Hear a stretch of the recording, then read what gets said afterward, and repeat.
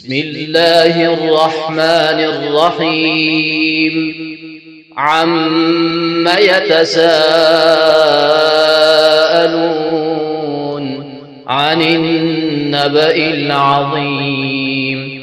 الذي هم فيه مختلفون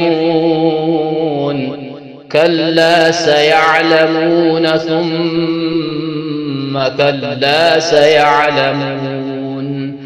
ألم نجعل الأرض مهادا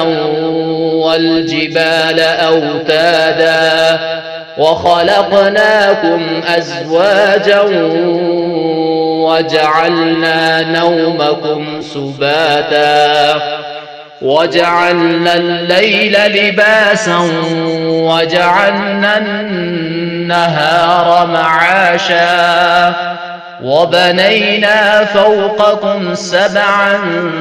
شدادا وجعلنا سراجا وهاجا وأنزلنا من المعصرات ماء ثجاجا لنخرج به حبا ونباتا وجنات ألفافا إن يوم الفصل كان ميقاتا يوم ينفخ في الصور فتأتون أفواجا وفتحت السماء فكانت أبوابا وصيرت الجبال فكانت سرابا إن جهنم كانت مرصادا للطاغين مآبا لابثين فيها أحقابا لا يذوقون فيها بردا ولا شرابا إلا حميما وغساقا جزاء وفاقا إنهم كانوا لا يرجون حسابا وكذبوا بآياتنا كذابا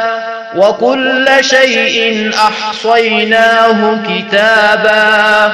فذوقوا فلن نزيدكم إلا عذابا إن للمتقين مفازا حدائق وأعنابا وكواعب أترابا وكأسا دهاقا لا يسمعون فيها لغوا ولا كذابا جزاء من ربك عطاء حسابا رب السماوات والأرض وما بينهما الرحمن لا يملكون منه خطابا يوم يقوم الروح والملائكة صفا لا يتكلمون إلا من أذن له الرحمن وقال صوابا ذلك اليوم الحق فمن شاء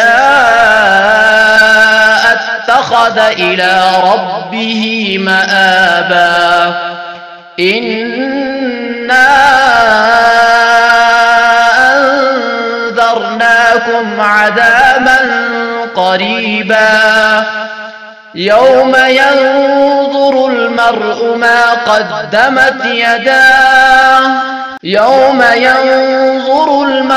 ما قدمت يداه ويقول الكافر يا ليتني كنت ترابا.